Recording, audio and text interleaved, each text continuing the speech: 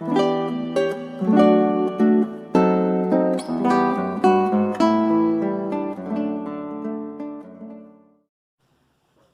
buenos días, amados hermanos de la Iglesia Bíblica de la Gracia Salvadora y amigos que nos ven por este canal.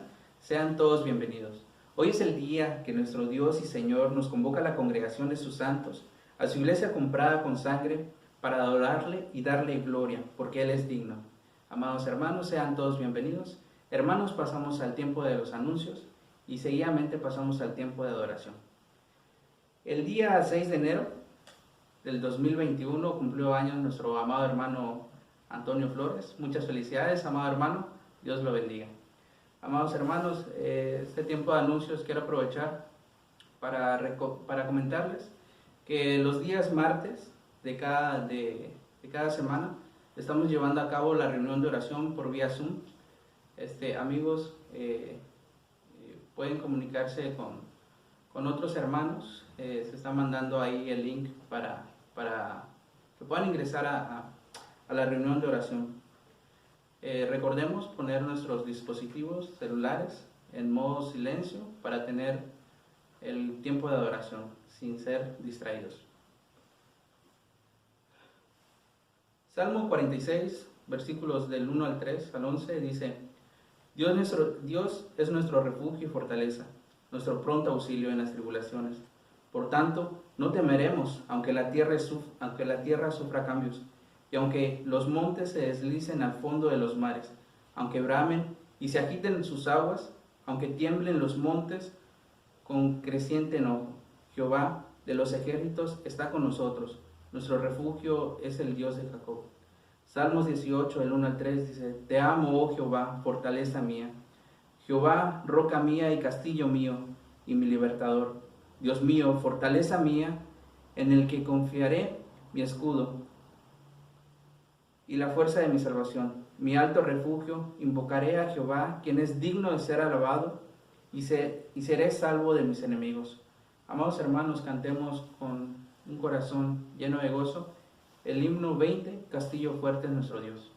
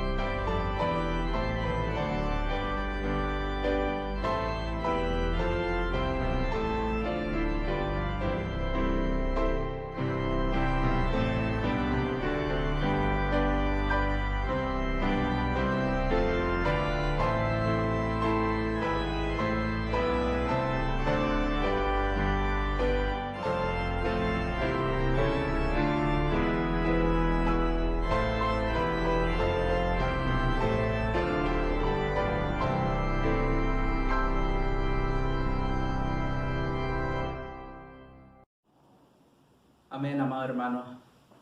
Así es. Nuestro castillo fuerte es nuestro Señor. Hermanos, pasamos al tiempo de lectura congregacional. Estamos en Proverbios. Esta ocasión nos toca el capítulo 7. Proverbios capítulo 7. Y dice la palabra del Señor. Las artimañas de la ramera. Hijo mío, guarda mis razones y atesora contigo mis mandamientos. Guarda mis mandamientos y vivirás. Y mi ley como la niña de tus ojos, lígalos a tus dedos.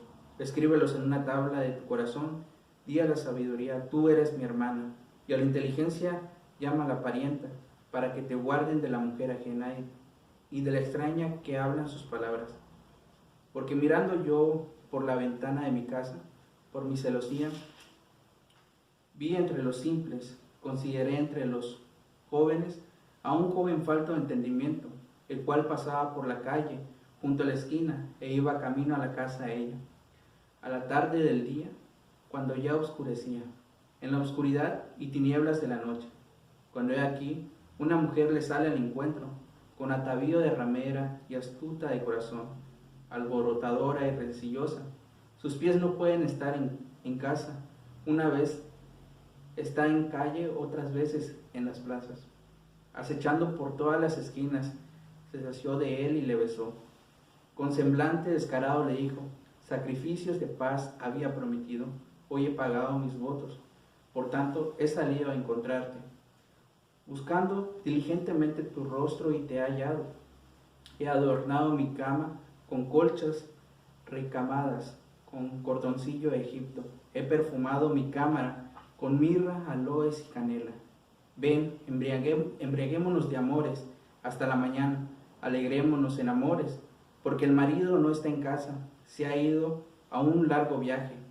La bolsa de dinero llevó en su mano, el día señalado volverá a su casa. Lo rindió con la suavidad de sus muchas palabras, le obligó con la salamería de sus labios, al punto se marchó tras ella. Como va el buey al degolladero, y como el necio a las prisiones para ser castigado, como el ave que se apresura a la red, y no sabe que es contra su vida, hasta que la saeta traspasa su corazón. Ahora pues, hijo, oídme, y estad atentos a las razones de mi boca. No se aparte tu corazón a sus caminos, no yerres en sus veredas, porque a muchos ha hecho caer heridos, aún los más fuertes ha sido muerto por ella. Camino al Seol es su casa, que conduce a las cámaras de la muerte. Asimismo, amados hermanos, en 1 Corintios 13, del 9 al 13 dice, porque en parte conocemos y en parte profetizamos, pero cuando venga lo perfecto, lo incompleto se acabará. Cuando yo era niño, hablaba como niño, pensaba como niño, razonaba como niño.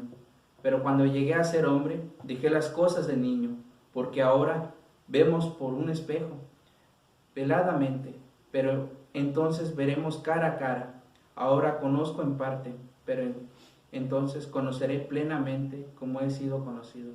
Y ahora permanece en la fe, la esperanza y el amor, estos tres, pero el mayor de ellos es el amor. Amados hermanos, cantemos con ese entendimiento el himno 11, en presencia de estar de Cristo.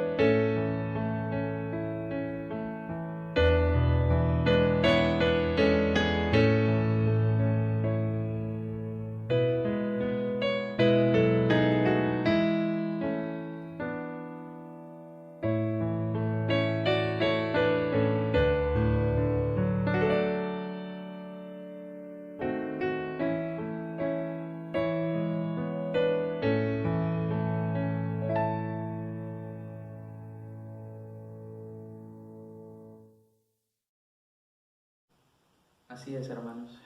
Qué maravillosa promesa de que el Señor nos ha hecho, estar en su presencia para darle gloria, honra y alabanza porque Él es digno. Salmo 55, 22 dice: Echa sobre el Señor tu carga y Él te sustentará. Él nunca permitirá que el justo sea sacudido. Salmo 37, versículo 5 dice: Encomienda al Señor tu camino, confía en Él, que Él actuará.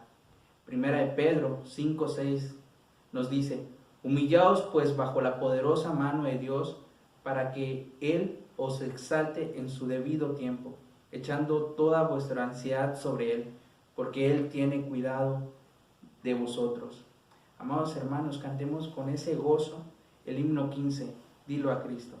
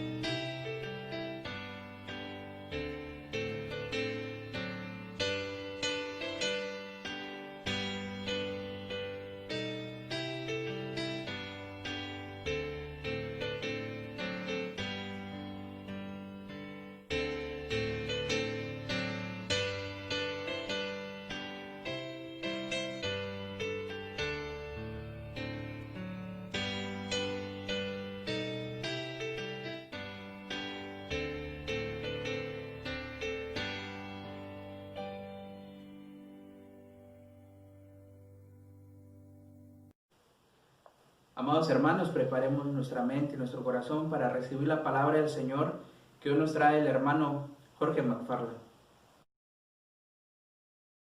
Buenos días, hermanos y amigos que nos ven por este medio. Es un gusto y un privilegio el poder compartir con ustedes la palabra de Dios en esta mañana, un domingo más, ya después de un tiempo de no compartir la palabra de Dios por razones personales. Estamos de vuelta con fuerzas y con ánimos, y mi familia y yo les mandamos un fuerte abrazo virtual, ahora sí que a la distancia, un abrazo fraternal a toda la iglesia, agradecidos por sus palabras, por su apoyo, por su preocupación y por sus oraciones. Agradecemos mucho que hayan estado al pendiente de nosotros. Pero quería decirles que no bajemos la guardia, estemos cuidándonos ante toda esta situación y no dejemos de orar por las necesidades de la iglesia y por los enfermos.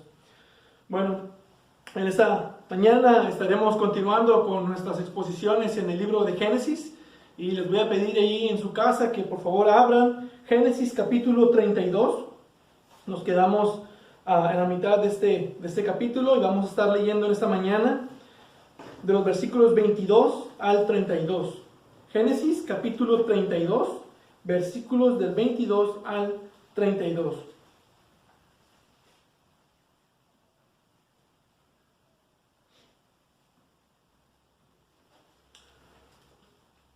Génesis capítulo 32. Dice la palabra de Dios: Y se levantó aquella noche y tomó a sus 2 mujeres y a sus 2 siervas y a sus 11 hijos y pasó el vado de Jaboc. Los tomó, pues, e hizo pasar el arroyo a ellos y a todo lo que tenían. Así se quedó Jacob solo, y luchó con él un varón hasta que rayaba el alba. Y cuando el varón vio que no podía con él, tocó en el sitio del encaje de su muslo, y se desconjuntó el muslo de Jacob mientras con él luchaba. Y dijo, déjame, porque raya el alba. Y Jacob le respondió, no te dejaré si no me bendices. Y el varón le dijo, ¿cuál es tu nombre? Y él respondió, Jacob. Y el varón le dijo, no se dirá más tu nombre Jacob, sino Israel, porque has luchado con Dios y con los hombres y has vencido. Entonces Jacob le preguntó y dijo, declárame ahora tu nombre. Y el varón respondió, ¿por qué me preguntas por mi nombre? Y lo bendijo ahí. Y llamó Jacob el nombre de aquel lugar Peniel, porque dijo, vi a Dios cara a cara, y fue librada mi alma. Y cuando había pasado Peniel, le salió el sol y cojeaba de su cadera. Por esto no comen los hijos de Israel hasta hoy día, del tendón que se contrajo, el cual está en el encaje del muslo, porque tocó a Jacob en este sitio de su muslo, en el tendón que se contrajo. Vamos a orar.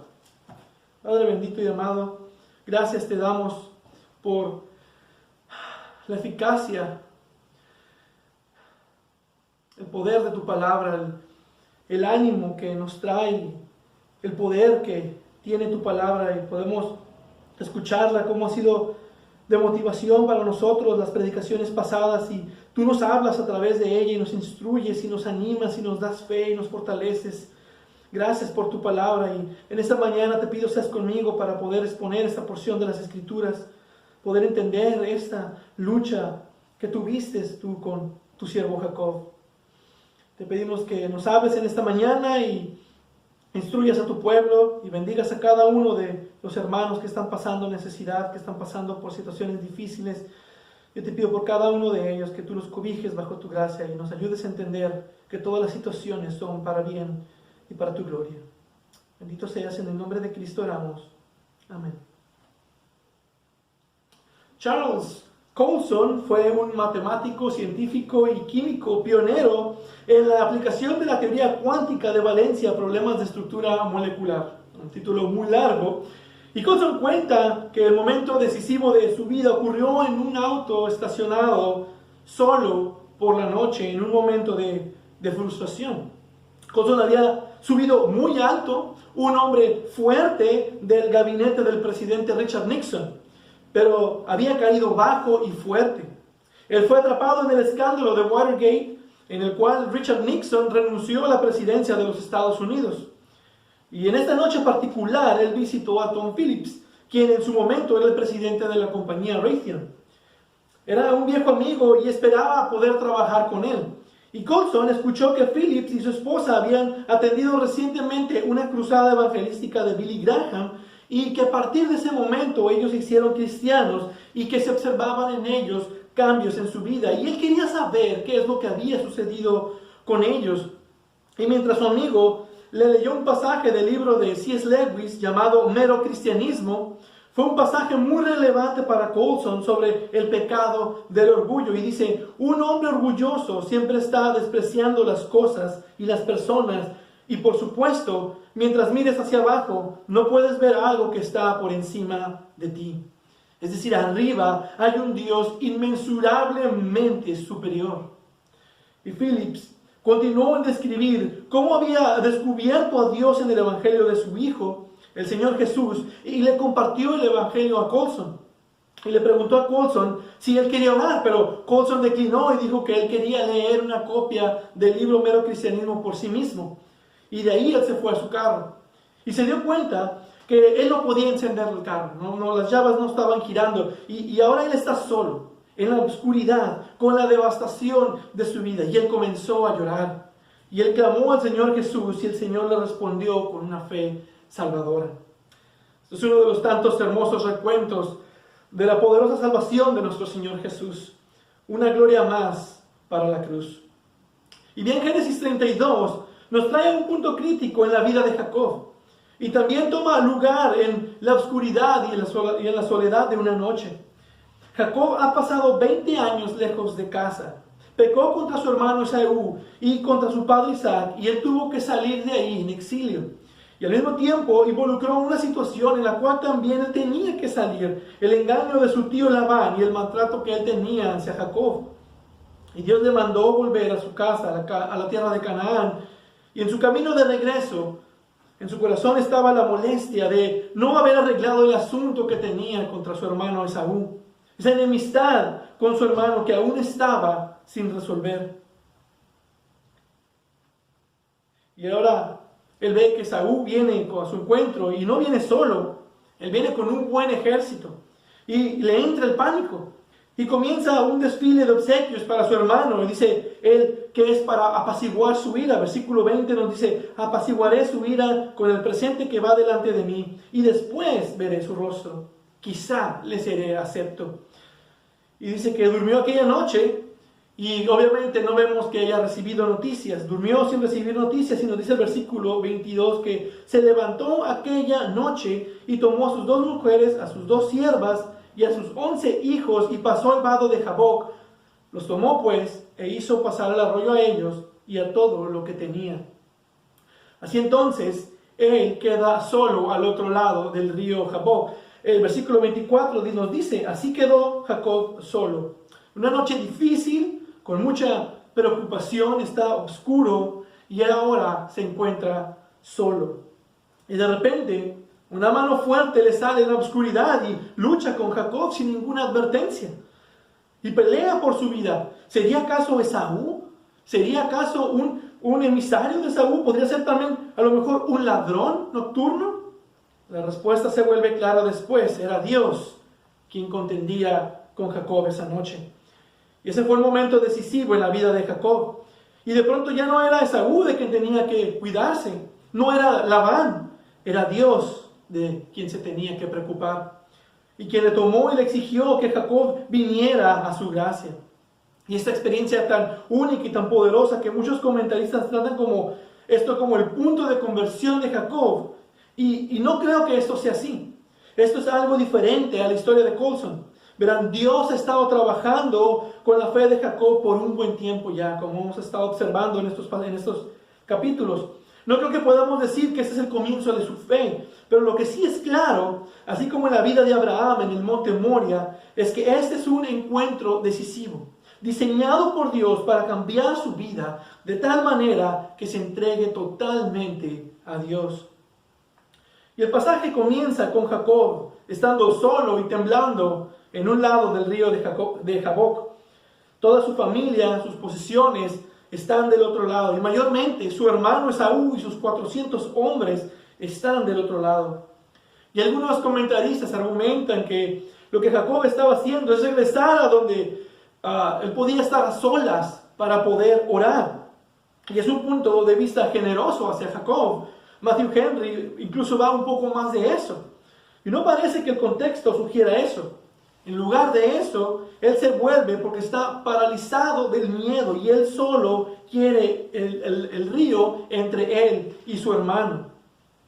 Y hasta este punto está justo como Dios quiere que estuviera. Solo, libre de distracciones y de interrupciones. Y de pronto los miedos de Jacob se vuelven realidad. Un hombre aparece de la nada y lo toma y pelea contra él en una batalla que durará el resto de la noche. Pero ¿quién es este contendiente?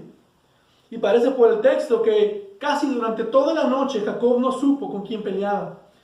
Mas nosotros tenemos la ventaja de tener todo el libro de Génesis. Y hemos visto cómo Dios, la segunda persona de la Trinidad, se ha mostrado como hombre en el pasado. No de la misma forma o naturaleza que la encarnación de Cristo. Pero como los ángeles se han presentado como hombres, y si los ángeles pueden hacer esto, Dios también puede. Y de hecho lo vimos cuando Dios mismo condesciende con Abraham y come con él. Cuando 3 ángeles, uno dice el ángel del Señor, cuyo nombre era Yahweh, y otros 2 ángeles que vinieron a Abraham, y Abraham les sirvió de comer, y comieron los 3 con Abraham. Y entendemos, quien está presente en estas situaciones es Dios el Hijo, es Cristo preencarnado. Y lo separamos así como preencarnado porque hay una distinción grandísima entre esta aparición como forma humana, y la encarnación donde Dios tomó sobre sí la totalidad de la naturaleza humana para siempre. Y Jacob llega a este entendimiento hasta la mañana, cuando dice el versículo 30, vi a Dios cara a cara. Y la cuestión más interesante, la pregunta más importante aquí sería, ¿por qué Dios está peleando con Jacob en esta noche de terror, de temor? Muchos equivocadamente concluyen que entre más pelees con Dios en oración, entre más te esfuerces, es decir, entre más ores como tú quieres que sean las cosas, Dios así lo hará. O incluso hay quienes van más allá y decir que si exiges y peleas contra Dios, por eso Dios responderá. Alguna idea de aquí viene la doctrina falsa del Evangelio de la Prosperidad. Y estas son ideas falsas y que no deberían sacarse de este texto. Dios va a responder, pero todo está dentro de su plan, ya sea que su respuesta sea lo que pediste o incluso lo contrario. Y puedo decir que, dado a recientes circunstancias personales, sé que es así. Aun cuando Dios hace lo contrario a lo que oras, cuando la respuesta a tus oraciones es no, Dios es bueno, Dios tiene el control, Dios es amor y Él cuida de los suyos. Y es más, en general este pasaje no tiene nada que ver con el patriarca buscando a Dios, sino Dios buscándolo a Él. Como vemos siempre en las Escrituras, y lo vimos con Abraham y lo vimos con Isaac, Dios es el buscador. Dios no está perdido que necesita ser buscado. Él es el hombre quien está perdiendo sin Dios, que está perdido sin Dios, y Dios es quien lo está buscando. Dios ha venido a Él en su gracia. James Boyce describe, Dios es quien viene a luchar con Jacob y traerlo al punto de sumisión.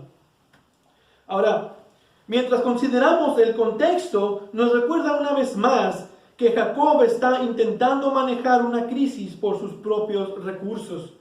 Y es verdad, lo hemos visto crecer en fe. Hemos visto cosas muy notables acerca de Jacob. Incluso en el versículo 9 al 12 lo vemos orar. Pero da la impresión de que en cuanto dice amén, se le olvidó lo que estaba orando. Observamos la ocasión pasada que su estrategia es dividir sus bienes en manadas y enviarlas en lapsos de tiempo para tener un efecto acumulativo en Esaú. Algo muy bien planeado y habilidoso de su parte, pero el problema es que no sabe si su plan está funcionando hasta este punto. Así que con temblor en la oscuridad, este varón lo confronta para llamarlo a ver la realidad. Y esta es la realidad. Jacob, no se trata de Esaú, no se trata de Labán, no se trata de nada del mundo, y mucho menos se trata de ti. Me gustan mucho las palabras que la antigua, o the ancient one, como dicen en inglés, es una peloncita, le dice al Doctor Strange en una película de Marvel, al final le dice estas palabras: la arrogancia y el miedo aún te detienen de aprender la lección más simple y significativa de todas. No se trata de ti. No se trata de ti. En la situación en la que estás pasando, los que vienen, los que se van, la vida en sí, tú mismo, no se trata de ti. Se trata de Dios. Esta es su historia y Él ha escrito para su gloria.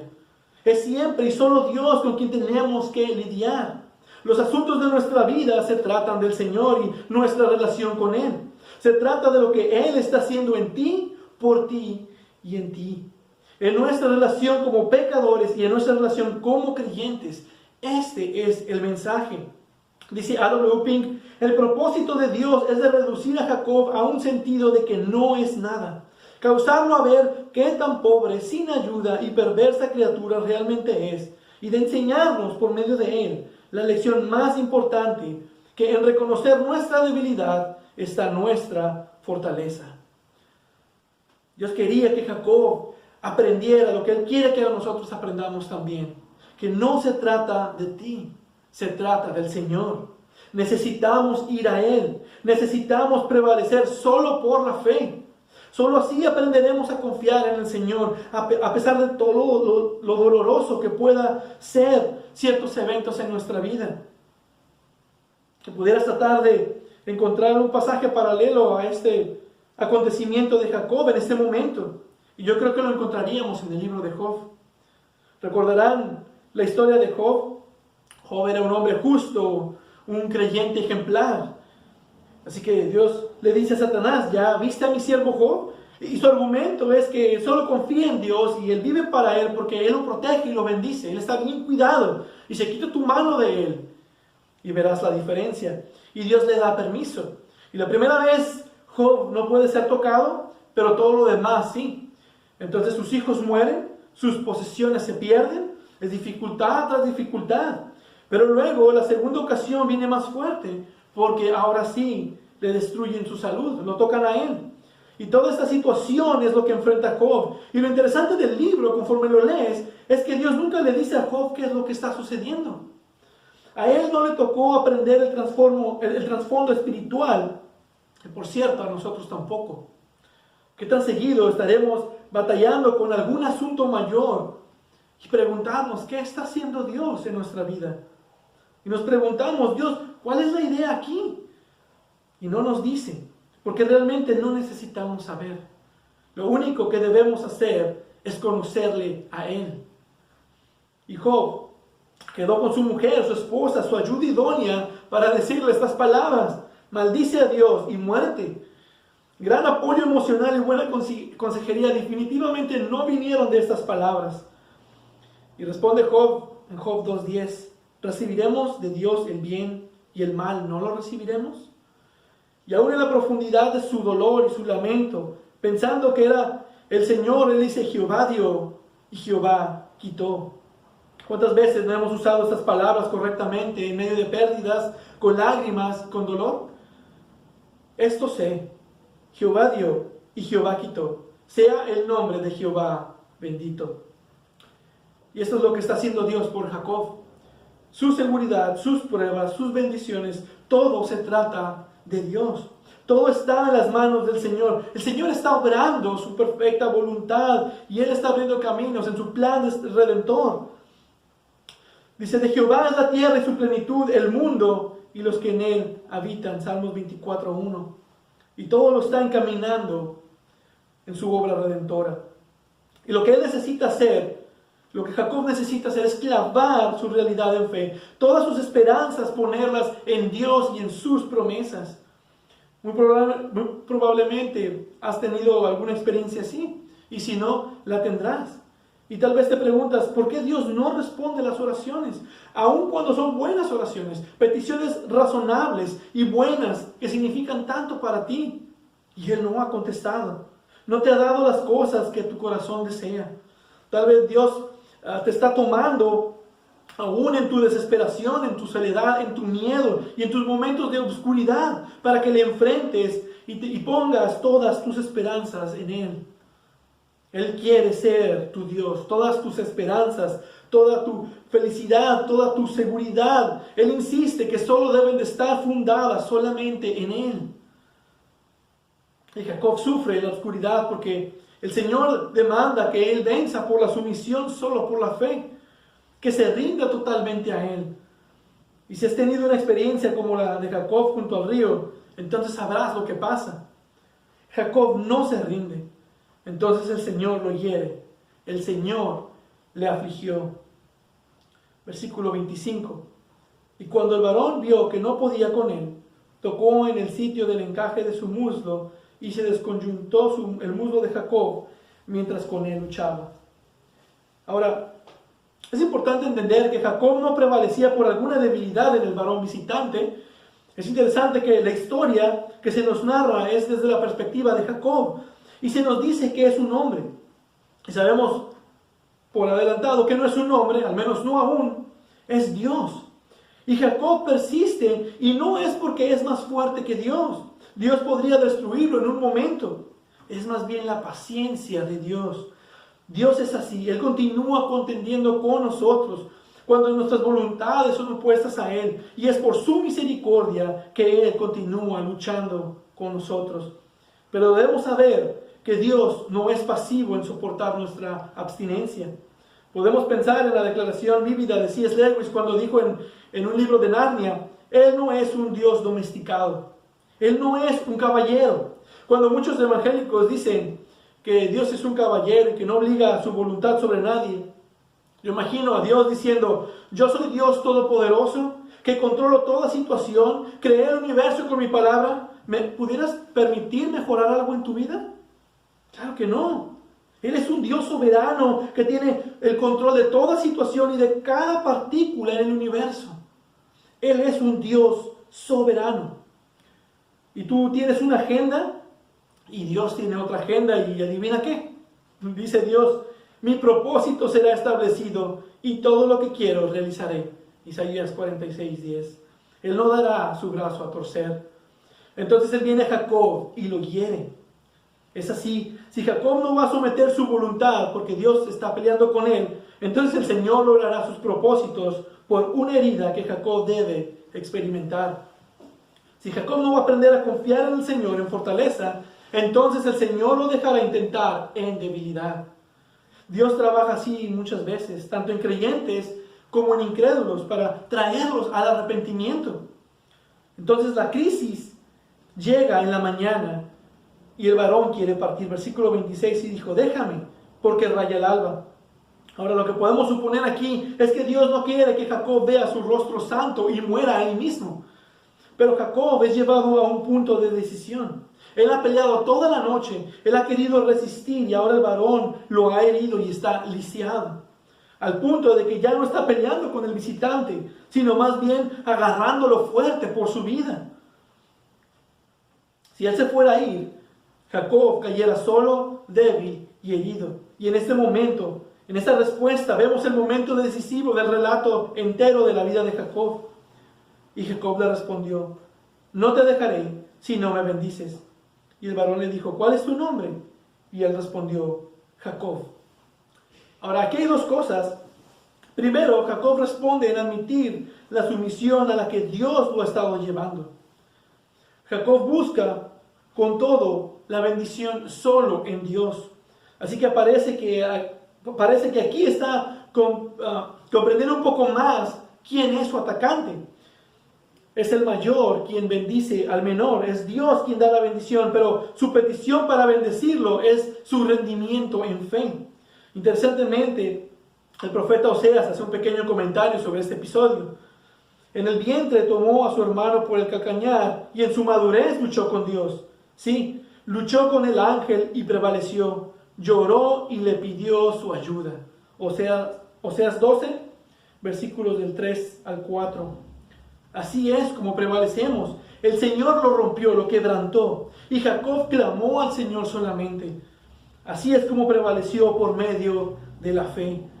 Pudiera decir que Carlos Wesley le da el clavo en uno de sus himnos que describe perfectamente dónde se encuentra Jacob. Mi refugio eres tú. Solo cuento con tu luz.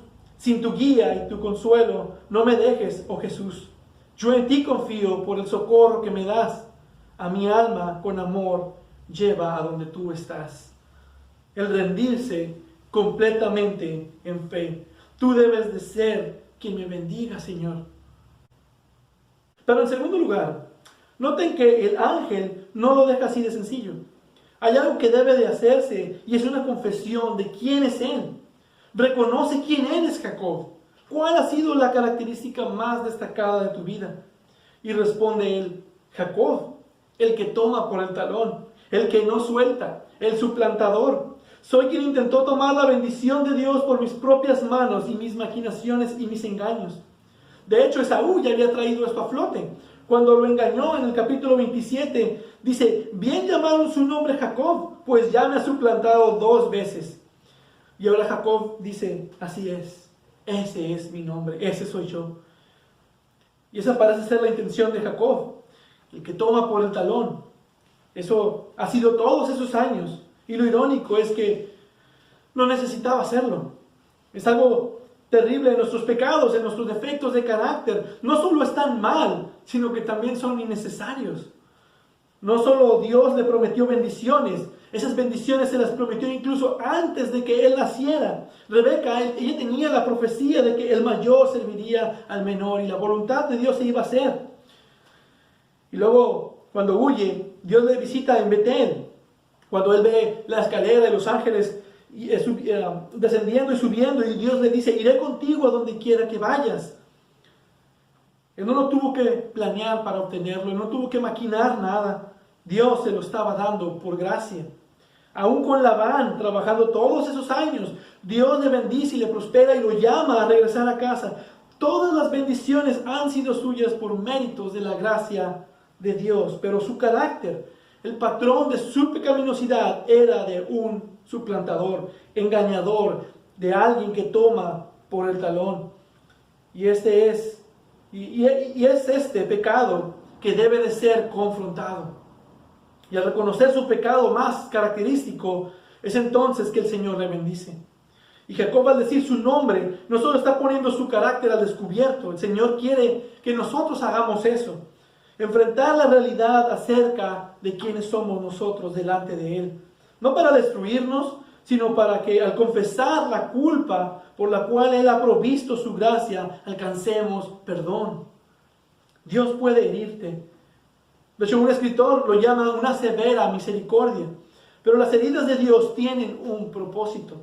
Y cuando piensas en que Dios te ha herido, es por un propósito redentor.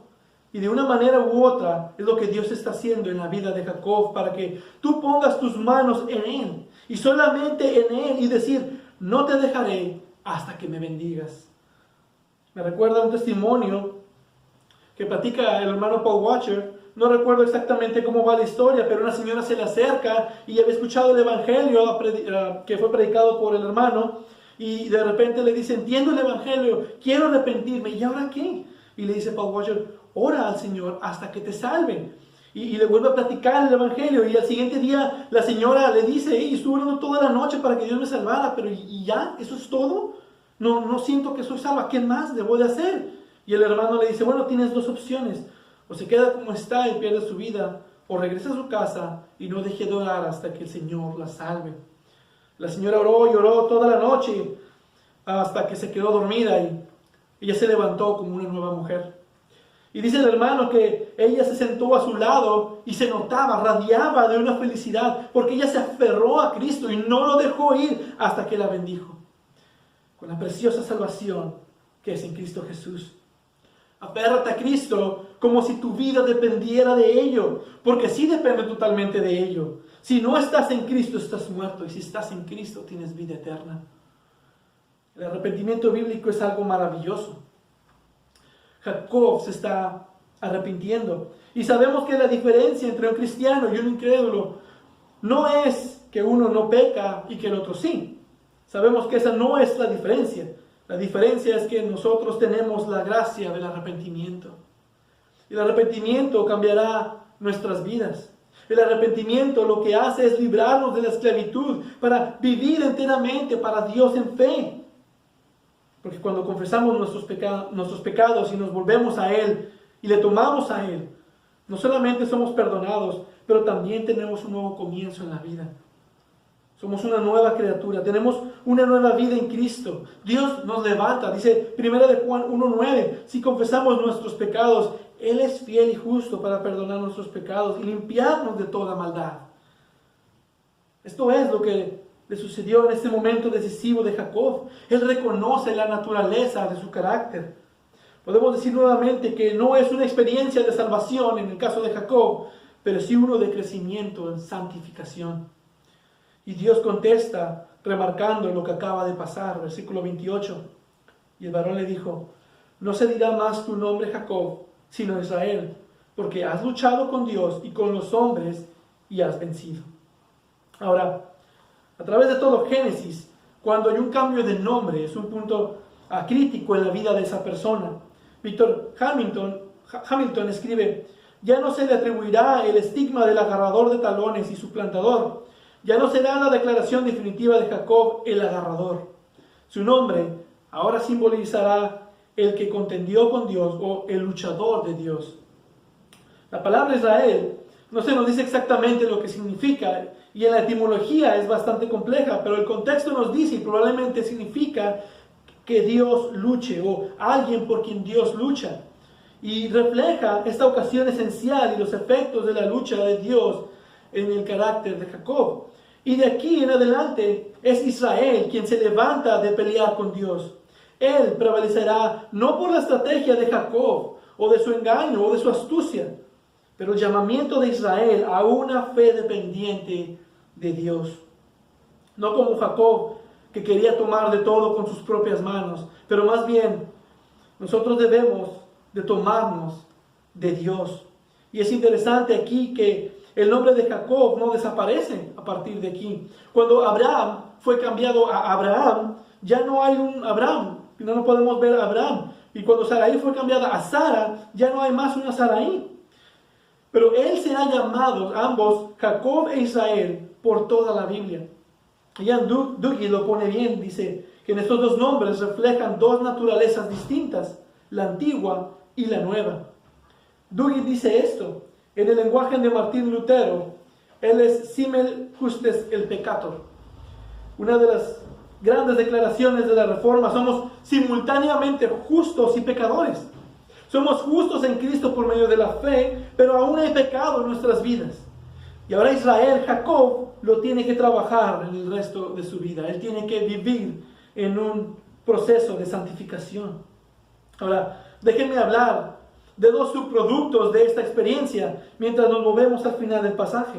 Dos puntos que sobresalen esencial en esta experiencia de su fe. En primero, tiene un nuevo y más profundo deseo por el conocimiento de Dios. Eso es lo mismo que pasa con nosotros cuando dejamos de jugar y nos damos cuenta de que lo que necesitamos es solo a Dios y que todo lo que tenemos es a Dios. De pronto queremos conocerle más y profundizar en el conocimiento de su palabra. Juan Calvino comenta que él ya no está contento con un oscuro y poco conocimiento del Señor, pero él quiere ascender más alto. Así es también para nosotros. Cuando personalmente nos encontramos a Dios y de repente Dios es muy grande y el hombre resulta demasiado pequeño. De pronto la sociología no es tan importante como la teología. De pronto queremos conocer más del Señor. Esta es la vida eterna, que te conozcan a ti. Y queremos conocerlo porque Él es todo lo que tenemos. Él es todo lo que tenemos. Ese es el resultado cuando Dios pelea con nosotros. Versículo 29, entonces Jacob le preguntó y dijo, declárame ahora tu nombre. Y el varón respondió, ¿por qué preguntas por mi nombre? Aunque lo que realmente está diciendo no es, ¿no sabes quién soy yo? Jacob dice, dime tu nombre. Y él le responde, ¿no lo sabes? ¿No te has dado cuenta hasta ahora? Entonces se da cuenta que sí lo conoce. Versículo 30, y llamó Jacob el nombre de aquel lugar Peniel, porque dijo, vi a Dios cara a cara y fue librada mi alma. Peniel, de hecho, significa la cara de Dios o el rostro de Dios. Verán, en la oscuridad Dios se ha revelado a sí mismo y al mismo tiempo se ha velado, como le dijo a Moisés, si ves mi rostro morirás. Ningún hombre puede ver mi rostro y vivir. Y saben, ahora sí podemos ver su cara. Ahora sí podemos ver su rostro, porque Él se hizo un hombre. El que me ha visto a mí, ha visto al Padre. Es en la faz de Cristo que podemos ver su gloria llena de gracia y de verdad. Pero Jacob está sorprendido de poder haber estado tan cerca de Dios y haber vivido. Él mismo admite que debería estar muerto, pero por la gracia de Dios estoy vivo. Y ahora observen cómo se va de allí. En primera, aquellos que han tenido a Dios lidiando en sus vidas quieren conocerle mejor. Pero observen el segundo punto. Él se va cojeando. Hay una evidencia de la obra de Dios en ti. Puedes saber quiénes son los que están cojeando porque sus vidas han sido afectadas. Versículo 31. Y cuando había pasado a Peniel, le salió el sol y cojeaba de su cadera. Es una imagen de un cristiano veterano, por así decirlo. No es como nos imaginábamos cuando empezamos, pero Jacob ahora es un hombre herido, pero que tiene el conocimiento de Dios. Y en esos momentos ya no nos recuerda a Job, nos recuerda a Pablo en 2 Corintios 12. Ese estado en el que Pablo habla de una espina en su carne. Y no nos dice qué era, pero podemos considerar por el texto que era algo muy severo. Y él oró y oró al Señor, que tiene esta espina y que lo lastima. Lo tiene aplastado, lo tiene sufriendo. Y él ora y el Señor no se lo quita. La respuesta de Dios nunca incluye remover tal espina, sino que te dice lo que le dijo a Pablo: te baste mi gracia, pues mi poder se perfecciona en la debilidad. Segunda de Corintios 12:9. Este es el mensaje que Jacob tiene cuando sale de Peniel. La suficiencia de Dios, solo Dios, la suficiencia de su palabra, solo por su palabra. Para creyentes que reconocen su debilidad y han tenido que pagar un precio alto, pero que han podido bastarse de la gracia de Dios en contentamiento y paz y caminan hacia adelante en su poder.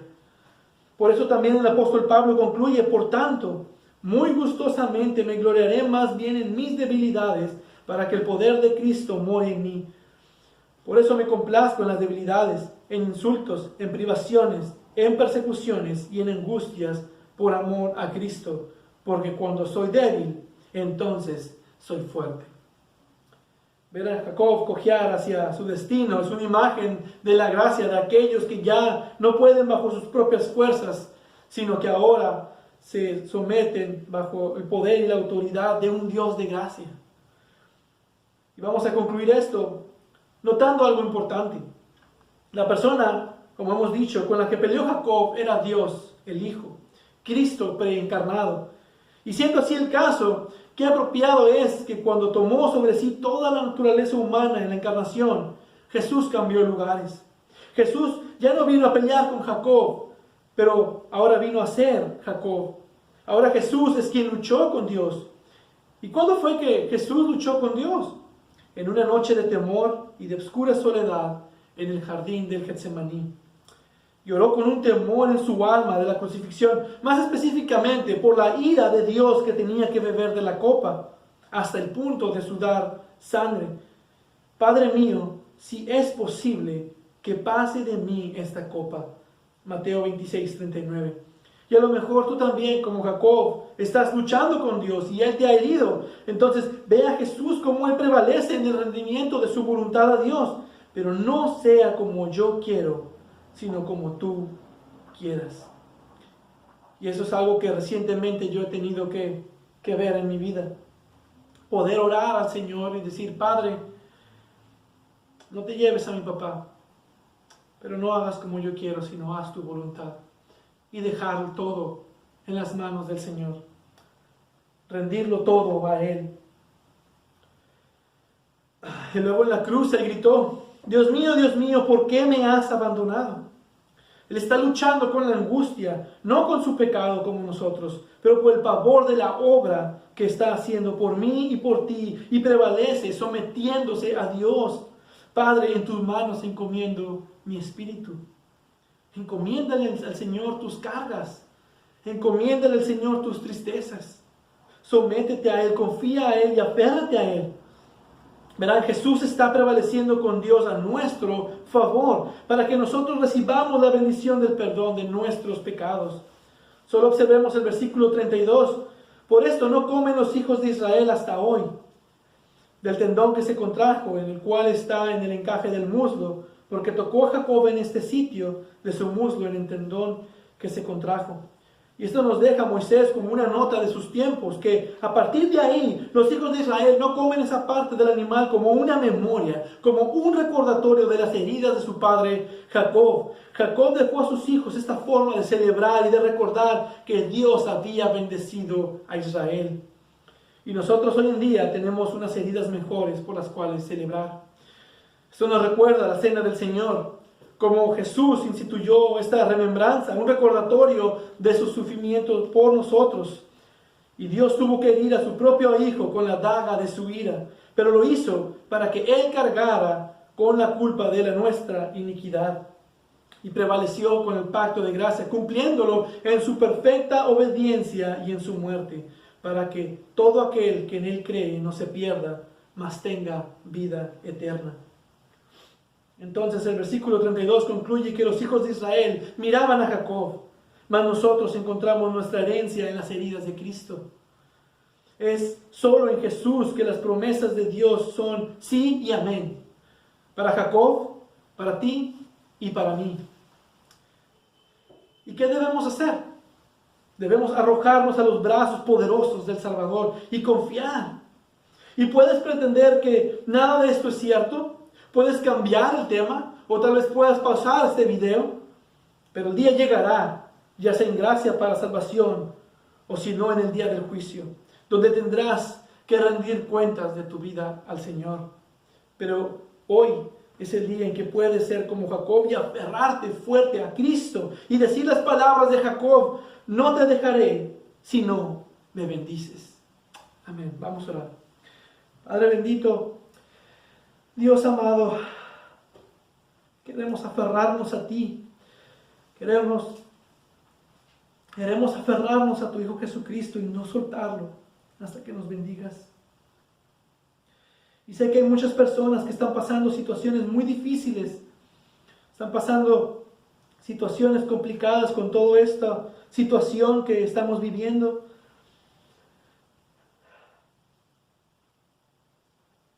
Y que podamos aferrarnos a ti y estar tranquilos porque tú nos has bendecido. Los que estamos en Cristo tenemos la bendición de la salvación y aún así, en las situaciones difíciles, tú nos sigues bendiciendo. Tú sigues obrando para bien todas las circunstancias de nuestras vidas. Pero aquellos que no te conocen, aquellos que están sin Cristo, también están sufriendo. Ellos también puedan aferrarse a ti y decir: no te voy a dejar hasta que me bendigas. Haya salvación en nuestros medios y todos aquellos que estén escuchando este mensaje, que tú les salves, que tú des salvación a sus vidas. Yo te pido por todos aquellos que no te conocen, que puedan tener una experiencia así como Jacob.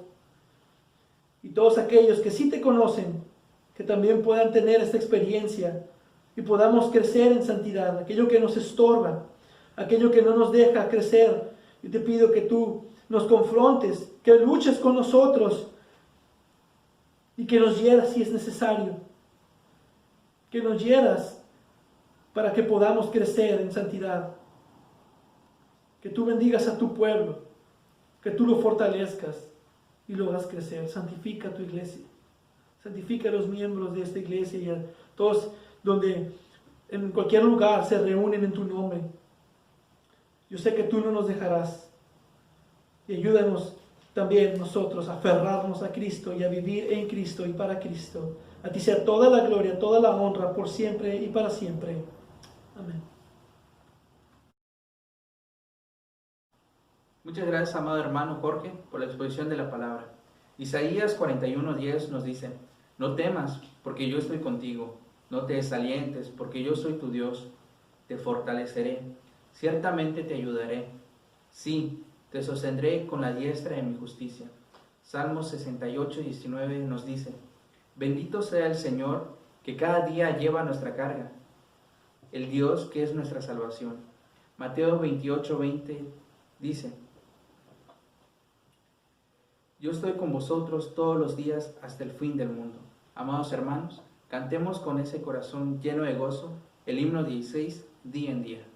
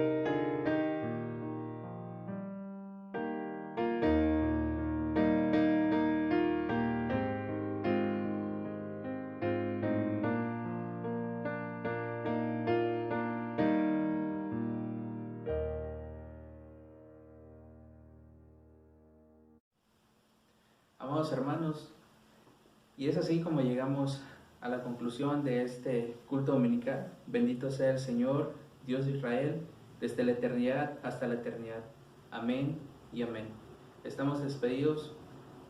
Hermanos y amigos que nos ven por este medio, les recordamos tener un tiempo de oración. Dios les bendiga.